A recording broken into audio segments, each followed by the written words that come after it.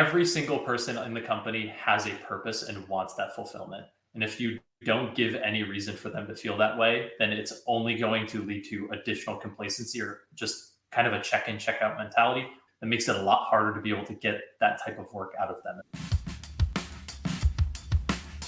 This is Social Pulse Podcast Agency Edition, your go-to guide to solving your biggest marketing agency challenges authentically.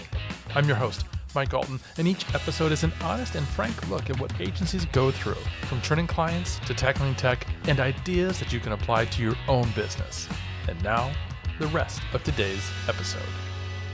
Welcome back to Social Pulse Podcast Agency Edition, where each and every week we're talking to marketing agencies like you, going through many of the same struggles you're going through and sharing their stories. Subscribe to find in each episode inspiration, motivation, and the perspiration that go into growing and scaling agencies like yours.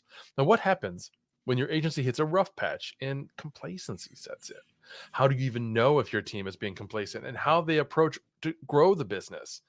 It's a situation many leaders dread, yet it's a potential turning point for innovation and growth. Today, we're diving into a transformative story where tough times spurred dramatic changes and led to a culture of innovation. Our guest is Grant McKinstrie, CEO of the digital position. At the beginning of the year, his agency faced significant challenge that revealed a level of complacency he couldn't ignore.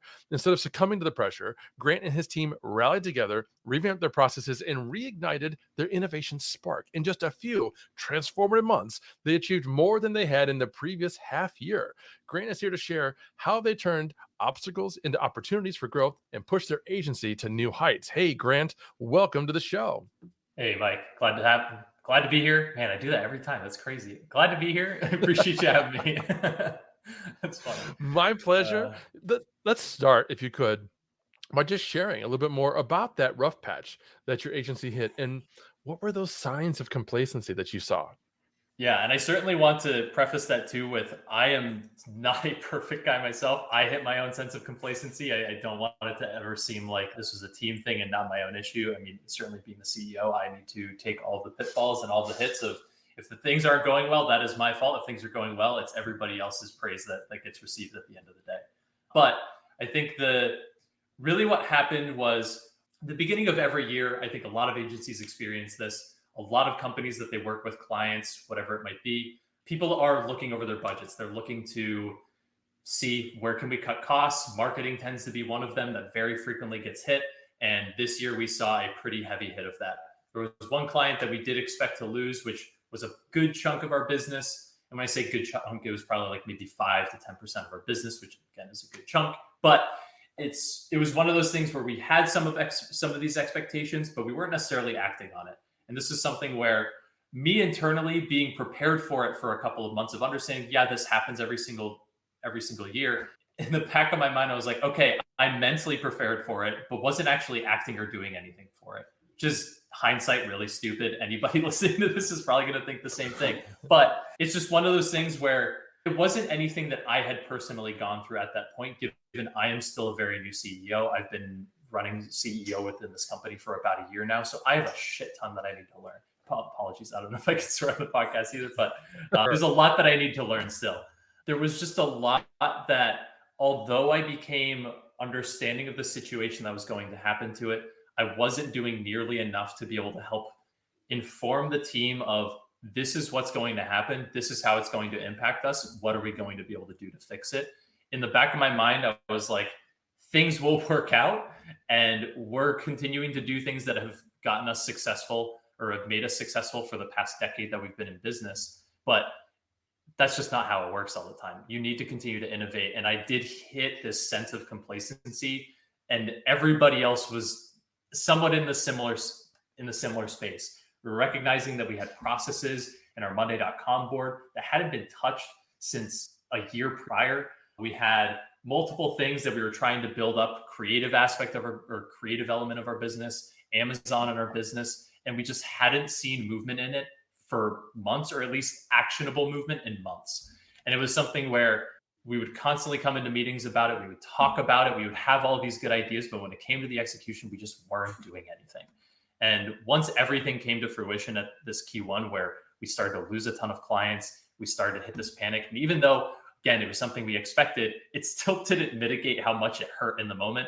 And I very specifically just remember a couple of times, it's like, just without really any prompting, I was just like, I started crying. I was like, shit, like, what am I doing? Like, I suck, all this other stuff.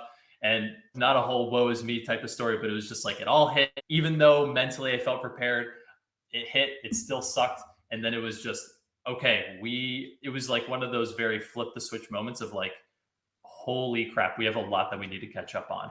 So what happened immediately when the first thing was required is we fortunately already had planned a mid-year summit for the team where every year annually we'll all fly to one location. We're a fully remote company. We'll fly to a single location. We'll all meet up together and we'll talk about our previous year goals. Did we achieve them? What are we doing currently right now to improve the business, and what are we going to do for the following year? But a year is a really long time. And we recognize that, and we need to set up a mid-year summit. So we did that. It's all virtual though in this case. And so fortunately we had a time frame of that in February where we just went to step into that and had to, put the pedal to the metal at that point. Before going into that, the original plan was to go through financials of the business, maybe do some team building stuff, like do some like nice things. And instead, for the first time within my leadership over the course of the year, like I really felt like I needed to put my fist down.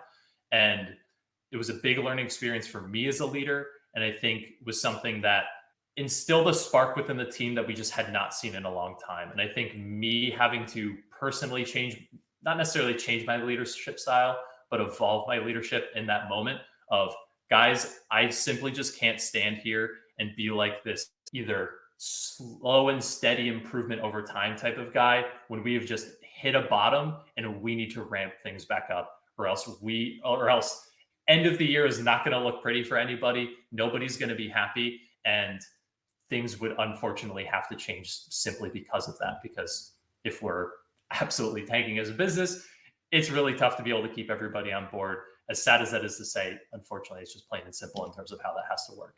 So I needed to be able to step up in my sense, and I needed to approach the team with the severity of the situation, what was going on, what needed to happen, because it was clear we had a ton of bloat in the business. We were having so many projects that were in the pipeline that just weren't getting touched or weren't getting focused on. And we needed to cut about 70% of the tasks out of our business of this stuff does not matter and is not going to move the needle for us. This 30% is going to, and we are establishing a clear criteria or a clear, ownership for each task. So every single person has a clear duty, responsibility of each task and a due date for everything. And which sounds, again, very, very simple or like very obvious in that sense, but it's so easy for things to continue to build up with bloat over time. And you just don't recognize it because it happens so slowly over time. So the biggest thing was recognizing that, going into our current tasks, blowing it all up, completely revamping our entire system of how we are looking to implement new tasks to be able to focus on, and then just spent an entire day of each department breaking out into individual sections, completely destroying their Monday.com boards, uploading new tasks, assigning people within the team who are responsible for each of those things, assigning those due dates, and then having a constant check-in system until those things got done to really get things turned around. Because we got our creative process moving. We got Amazon sold to a couple of clients at that point. We started to ramp through a LinkedIn approach with our CMO in the business, who is now crushing it in LinkedIn, in my opinion, and we're getting leads through. And we have slowly but surely over the course of, couldn't say slowly because it happened over the course of like 2 months, but it was, in the grand scheme of things, an incredibly quick turnaround of just once it hit, which was arguably too late, having that understanding of, wow, something really does need to change here, to getting the entire team together and having them understand the severity of the situation. Because something where I feel like I have failed over the course of the past year is we've shared a lot in the good, but we have never really communicated the bad that is going on. And I think for the culture that we have built within the team, the biggest thing is being able to establish with them, we are a team. We have to be able to enjoy the successes together, but we also have to be able to lock in together for the failures together at the same time. Because otherwise, it's it's a pipe dream. It's not all rainbows and unicorns, which is, I think, a phrase I used probably like 24 times in my speech that day. But it's just, we have to understand that it just cannot always be going straight up. And there always is going to be this fluctuation. It's just how we handle each of these things, because the lows suck, but it makes those highs feel so much better. And if you're able to embrace the lows, be able to lock in together as a team, one, it builds the team to be a lot stronger than they were before. And I very confidently can say that this entire team is a closer knit digital position than it ever has been, simply because we went through that. We still have a lot of things to work on, but I can very confidently say that we are a better team because of it. Although it's not something that we obviously want to go through all that often, but it's being able to embrace those sucky times and being able to pull together and know that we can do it, and give that understanding that, hey, we were able to do all of this in 2 months that we failed to do for the past 6 months. How can we now continue to pour gasoline on the fire, keep that fire lit instead of letting it dwindle away, have this exact same situation happen later on? So it's like when we go in this dip and we go up, it's a smaller dip next time and we go higher the next time. That was pretty long-winded for that entire story and everything that happened there, but I hope that gives at least a little bit more context on that. Well, thank you for sharing that. Thank you for being so transparent and honestly vulnerable. A lot of agency owners would struggle to say in the course of 9 minutes that they failed 3 or 4 times, because that takes a certain amount of transparency and vulnerability, and a lot of folks have a little more ego. But the first thing I'll tell you is that this show is all about talking to agency owners in the seat like you. Agency owners and technicians are listening. They're going through a lot of these same challenges. I talked about at the very outset, the perspiration that they're feeling, which means they're feeling stressed. They're feeling overwhelmed. They may not always admit it, but they are. So yes, profanity is allowed. Crying is allowed. These are the kinds of things that happen when we're talking through some of these kinds of conversations. I'm sure some of that happened back then. The second thing I'll tell you is that while it may feel like a lot of this is material, it's not, because a lot of folks go through the same things, whether they're an agency or other businesses. They'll have seasonality to their businesses. And if they've been around for more than 6 months, they have that business history and they have that history of success going through those different seasons. And it's super easy to simply assume we got through this before, we'll get through this again. If we're slow in the winter, the last 2 years will be slow this coming winter, and we'll get through it just like we always did. So I definitely wouldn't beat yourself up too much about coming into this year's season, because it was a slow season. It was a season of churn for many businesses and agencies, but it was also worse than most of us have seen in a long time.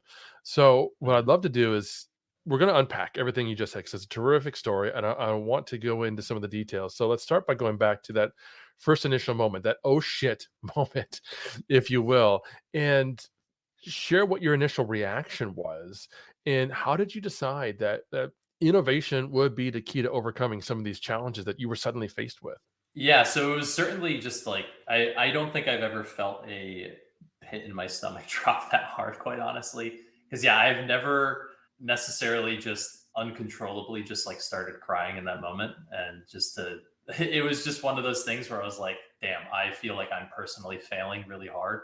I was brought into being the CEO for this company to scale it, to continue to make it better, because previous CEO he started the company. He had been doing a lot of things within the business. He had his hands in so many different elements that just didn't allow the company to be able to scale that it needed to be. So I came into this position a year ago to be able to make those changes, to be able to allow us to scale. So for me to come in and within a year experience something like that, where now we are at the same numbers that we were in 2023 going into in 2024 with no growth to show for, I couldn't help but feel like an absolute failure for that piece. But being on the other side of it at this point, I am incredibly grateful that it happened to a degree, because how else am I going to be able to learn about something like that and be able to understand, to be able to see how that can play out in the future, to be able to avoid it from happening ever again. And that's not to say that it's never going to happen again, but hopefully to that degree, we're going to be far more prepared moving forward for anything like that ever again. So in terms of, how I reacted, it was a pretty rough week or two, or probably even longer than that. I feel like time probably flew by slow, but just now thinking about it, it was kind of a quick period of time, but it was a mental struggle for sure, but also recognizing that, hey, I also am I'm the leader of this company. I need to be able to pull myself together, and I need to be able to bring this to the team and be able to rely on everybody else, because certainly it's not going to be a problem that I can fix myself, and I know that. And it is one of those opportunities where I very quickly understood that I know I have everybody's back, and the entire team has my back as well. And it was just a point where, the company had to feel vulnerable. I had to be vulnerable, and we had to just approach it with just a sense of urgency that I don't think we've ever really had to push before in that type of context. What I'm really interested in is the summit. You mentioned that you guys did this mid-year summit. Can you walk us through the planning and the execution of that, and kind of what happened next? Yeah.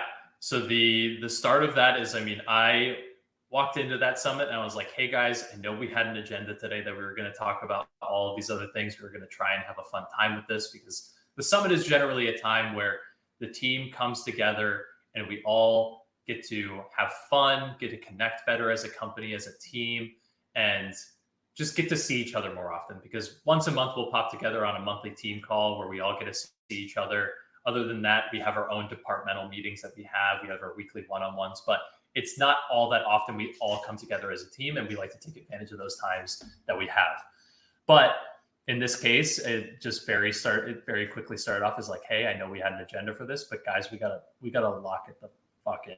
Pretty much, like, I need everybody here to really understand the severity of this. And I know I'm generally somebody who wants to be able to try and crack a joke or something like that to lighten the mood, but I'm like, I want to be very serious about this. I understand we have a lot to be able to take care of, but I just want everybody to be fully dialed in for the next 2 to 3 hours right here, so that we can get on track, or else. And I feel like the or else kind of comes off really poorly, but it's like, otherwise people aren't going to be able to get what they want at the end of the year. And that's all I want to be able to do. Is I know everybody has their goals that they have set in mind, things they want to accomplish, raises they want to be able to achieve, bonuses, whatever it might be at the end of the year. And we need to take care of this now.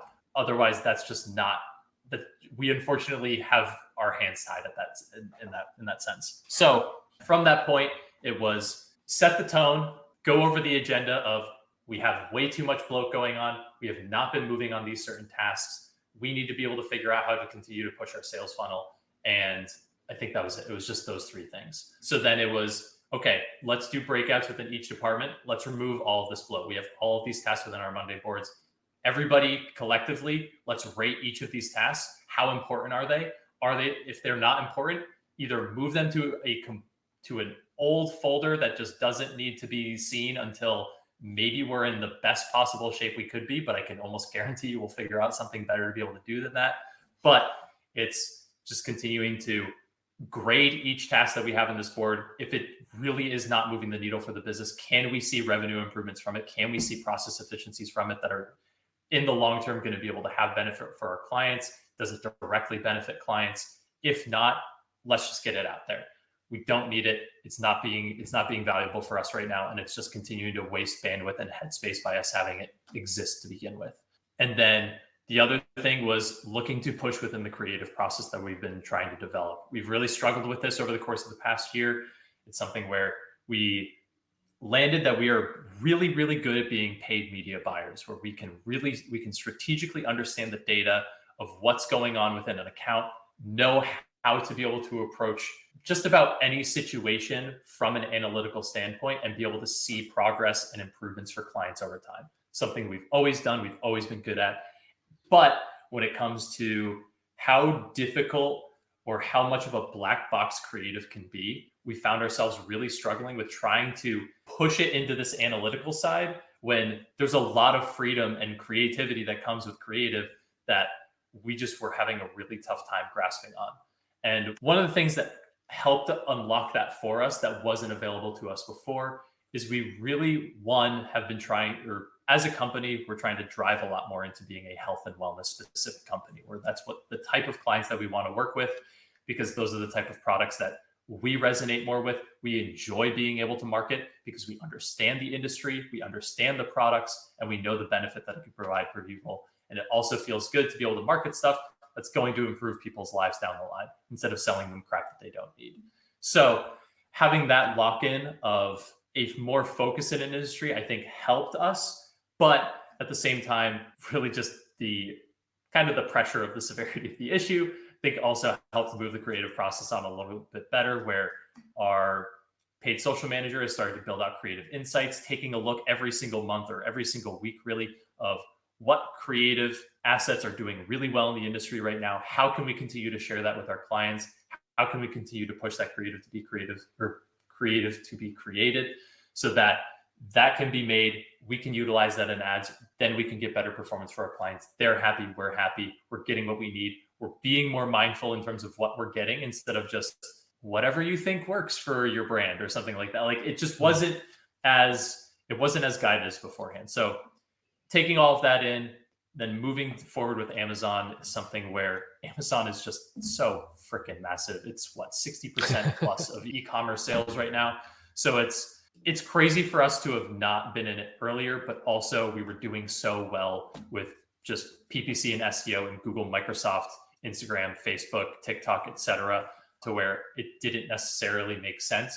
But over time, we've recognized with Google and Microsoft and AI and automations, we don't have nearly as much control within those accounts as we used to be able to have the impact that we used to be able to, which we can still make leaps and bounds of improvements within those. But Amazon provides so much more freedom in that sense, to where we can flip accounts around like nobody's business, especially with Shayna on our team, who is just an absolute mastermind when it comes to Amazon. And it's just continuing to leverage somebody who we know is got to be one of the best in the business when it comes to Amazon ads management, and being able to utilize that to scale something that we see a ton of potential for down the line. And it was really paving the way of the process development of onboarding, offboarding, clients within Amazon access, all of these things that just come into how do you just get this set up so that we can actually sell this to somebody? What do the packages look like? All in all, it turned out to be a really simple solution, but we just never really sat down, I think, to be able to pave that out. And being able to take the time for this of, here's the context of the business and we need to make this happen, really helped. And it's not to say that, hey, if we just need to get stuff done, just get really mad at your team and just for no reason and just make them, I don't know. But really at the end of the day, it's all of this just contextually, and the team understanding the issues and coming together was, I don't know, it just, the stars kind of aligned when everything happened here. And I felt like we got so much done in a single day there, that then outlined exactly what we needed to accomplish over the course of the next couple of months, which then about all of it got tackled in 2 months. And now we're finally starting to see ourselves hit back to 2023 numbers, and things just feel way, way better. We still have a long way to go in terms of where we initially wanted to be for the year of 2024. But I certainly cannot complain with the amount of effort and passion that the team has put into things to be able to bring it back. I mean, arguably outside of COVID, because that's a totally different beast, I think one of the toughest things that the company has seen since. I think the key takeaway there is the importance of having that kind of candid conversation of being upfront with your team and lay out all the stakes and say, look, this is the reality of where we're at today, and then let them get to work. Folks, we're talking with Grant McKinstrie about identifying when your agency is headed in the wrong direction and how to pivot. And I've got several more questions for him, but before I get to those, one of the ways we can know whether we're headed in the wrong direction, either within our agency or with our client social media marketing, is by having the right reports at our fingertips. I actually can't say enough great things about the reporting with Agora Pulse. I feel like that is my job security every month. My clients aren't that active on social media, which is why they have me manage their profiles for them. And when they get that report, it verifies that they're making a good investment. The metrics downloads are so simple and easy to read, and it really helps me show where we are doing things right on social and where we need to improve. So I think one of the main reasons why we decided to move to Agora Pulse is because it's a more comprehensive, integrated tool for all of our marketing needs. So rather than what we have had to do historically with Sprout, which is use certain parts of that platform that work really well and then supplement it with other outside tools, by moving to Agora Pulse, we were able to keep all of that into one technology platform, which is not only a time saver, but it also makes sure that our analytics and all of our reporting's on point because we're pulling all from the same source. It's a really great platform for agencies. It makes it really easy to manage, but gives me really, really, really robust information that actually helps me develop better strategies for my clients and better plans of action. So Grant, you talked about bloat, you talked about, all these tasks in Monday.com that, maybe they didn't need to be there at all or need to be prioritized differently. Can you give an example maybe of a specific task or process that in your mind underwent significant change and how that impacted the operations afterwards? Yeah, so one thing that we have as one of our proprietary softwares is Data Pulse, which funny enough, it's Social Pulse. It's close to the same name, I guess, to a degree. So we have our own analytics tool that we use to pull in data for our clients. And it was one thing where we kept adding on these features and features and features and features to this thing to where anytime we needed any development work to be done for it, it took weeks and weeks and weeks, and it just became more and more of a monster over time. So we decided that it was taking up way too much bandwidth within the back end of our team, and it needed to just be blown up entirely. So we almost scrapped the entire software to a degree and started completely over from scratch with Google Sheets to start of what do we need to be able to do to make this as simple as it possibly can be. So one, it doesn't take weeks to be able to see progress or features added to this platform. And two, how can we just make this as simple as possible to just look in 5 to 10 seconds at a dashboard of data pieces for our PPC clients, our SEO clients, and understand what is the issue going on, if there are any, or to just give a quick insight to any sort of fractional CMO, COO, CEO, whoever we're working with at a very high level, and be able to get impactful information that they're going to be able to understand what is going on within the business and what is going on within each individual channel, so that it's saving time from people. And then also it's focusing on the things that actually matter when it comes to reporting too, because it's very easy to get lost in the weeds and over-report on a ton of things that don't necessarily matter or we want to be able to say because it makes us look good or whatever it might be, when realistically it's just additional bloat. I think it's just the key word for that entire summit was we have so much bloat everywhere and we need to be able to address it. And it's now something that we have completely implemented within so much of our practice, I would say at this point, where we have our actual annual summit coming up in the next 2 weeks here. And we're going to do the exact same thing because I think it's a really good exercise to be able to do for a company of, everything that has been implemented as a task or something to get done over the course of the past 6 months or however long it is might have seemed really important at the time. But then when you come in and take a look at everything individually, piece by piece, and try to objectively look at it when it didn't seem like it was a good idea in the moment and figure out what are actually the good ideas to move forward on is incredibly impactful. And I feel like a lot of people would be really surprised. And who knows, maybe that's something that could be a me problem where I just like to, I think there's a lot of really good ideas out there initially, and then we put out a lot of things to be able to work on, and then down the line, it seems like crap.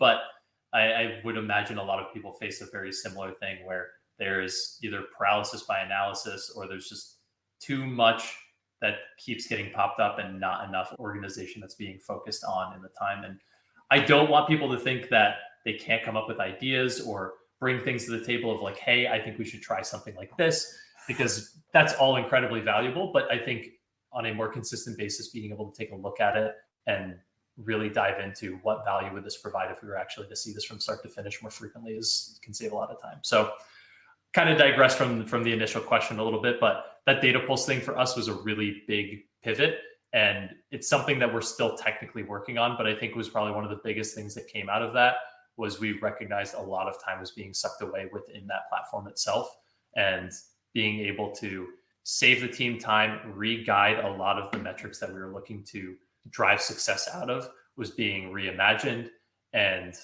just revisualizing something that had been part of the company for about 6 years, probably just about, that hadn't seen a whole lot of development other than just constantly tacking on more and more features, which just added to the bloat and just made it become this massive, massive ball of an issue.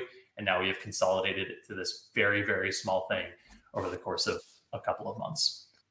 Well, I'd say you're spot on when it comes to ideas. We had an entire episode with Matt Hines of Hines Marketing that I'll put a link to the show notes. And it's all about having a correct framework for the agency. Matt, like you, is an idea guy. And what he recognized is he needed an integrator, something that the EOS framework says you need to have in the organization. In his case, it's a COO, someone who can listen to 10 of his ideas and say 9 of them are garbage, or we cannot do that right now because we've already set our Q3 plans. But here's the one idea that I'm going to take to the team today, or the 2 ideas. Yeah, I tell you, when my CEO comes to me with an idea, he's the CEO. It's a challenge for me to say no. It's a challenge for me to push back, and not necessarily because it's a bad idea or a good idea, just because he's in that leadership position. I want to do well for him. I want to make him proud of me, and so I want to take anything that he says and make it into reality. And the rest of your team probably feels similarly. So, like I said, folks, if you haven't listened to that episode with Matt, I'll share it. And I'm curious, Grant, are you going to, for your annual summit, are you going to practice getting upset to open that up and have a prepared statement? It's funny, I've thought about doing it jokingly, like of just trying to be like flip a table, like, I don't know, get one of those like sugar glass things and just like shatter it. I don't know. Like funny enough, I have thought about that over the course of the past week, but I still think there needs to be a lock in, or just like we need to dial it in type of focus mentality, because how I really want to focus the summit this year that's been different from previous years is breaking up into more like hour and a half bite-sized pieces of like breakout sessions, because I can definitely understand that like 2 to 3 hours of sitting there and talking and just our brains are constantly engaged within that period of time is exhausting. So it's continuing to make it more bite-sized and manageable for the team, so that when we are working and when we are coming together to figure out these ideas, breakout processes, whatever it might be, build out a better sales funnel, it's way more efficient and effective within that hour, versus we lose a ton of steam within that last hour and a half that just isn't nearly as impactful as what it could have been otherwise. Yeah, no, that makes complete sense. I just have one more question for you, Grant. I'm wondering, what advice would you give to other agency leaders who might be facing some of these similar challenges and looking to drive some change, some innovation, push back against the complacency within their own organization? Yeah, it's tough to say because there's so many different things that can lead to something like that. But I think the biggest thing is always understanding that you have a team behind you and being able to lean into the trust that you've hopefully built with that team over time, so that when these times do happen, that there is no reason that you shouldn't be able to take that to them and be able to figure out a solution. It's never a solo endeavor. And again, I know earlier we talked about how it always seems like very simple and common sense advice, but in the moment, it's always incredibly hard to recognize that and feel that way. So being able to see through that, and you just need to get on the same page with the rest of the team. If you haven't been open and transparent about communication of how the business is doing, where the business is going, you probably lack some form of fulfillment or buy-in from the team. That makes it a lot harder to be able to get that type of work out of them. And that's really just to say that every single person in the company has a purpose and wants that fulfillment. And if you don't give any reason for them to feel that way, then it's only going to lead to additional complacency, or just kind of a check-in, check-out mentality, which there's a time and place to do that. And there's people that come into the company that are phenomenal at what they do, but all they want to do is they want to work from 8 to 4, and that's perfectly fine. That's great. But there's also still a sense of community that gets established within it, that when these things do happen, relying on how you have built that over the course of the last year, 2 years, 3 years, however long it's been, is just so incredibly important to have, so that not everybody feels like the world is crumbling beneath you. They trust you, you trust them, and you can just, I don't know, put metal to the grindstone and just make it happen, because that's really all that needs to happen. There's no sense in being able to be like, yes, you need to be able to collect your emotions and make sure that, hey, I can go to the team and not just like break down when the company is not doing well. It's like, we still need to be able to lead with conviction, lead with confidence, and make sure that we have a clear path, or be able to establish and develop a clear path with the team so that you can get to the other side of it. Because otherwise, that is really the difference between what makes a good and a great leader, is being able to take those moments and understand how important they are when they do happen, to be able to make them into positive moments that you can reflect back on later and be able to build a stronger sense of team and community within the company. Grant, this has been such a powerful conversation. I said it before, but I want to say it again. Thank you for not just sharing it, for being very transparent about what you went through, how you felt during those changes and those issues. These are the kinds of conversations more and more agency owners need to have, and they appreciate hearing them from you. I know that. So for those who are listening who want to connect with you and learn more, where can they go? Yeah, you can connect with me on LinkedIn, but digitalposition.com. If there's anything marketing you need between PPC and SEO, we are here. We're health and wellness focused, and boy, do we love it. But if anyone wants to connect with me on LinkedIn, I think I'm the only Grant McKinstrie out there. It's pretty easy for the most part, but would love to chat with anybody if they have any questions or just want to reach out and connect in general, just to chat. Terrific. We'll have all the links in the show notes if you want to connect with Grant, or maybe you've got an agency that's dealing with different clientele and you want to set up some cross referrals that you guys are serving each other's niches. We'll have all that in the show notes below. And that's all we've got for today, friends. But don't forget to find us on Apple and leave us a review. We'd love to know what you think. Until next time. Thank you for listening to another episode of Social Pulse Podcast Agency Edition, hosted by Mike Alton and powered by AgoraPulse, the #1 rated social media management solution, which you can learn more about at agorapulse.com. If you enjoyed this episode, please subscribe on your favorite podcast player and be sure to leave us a review. Your feedback is important to us.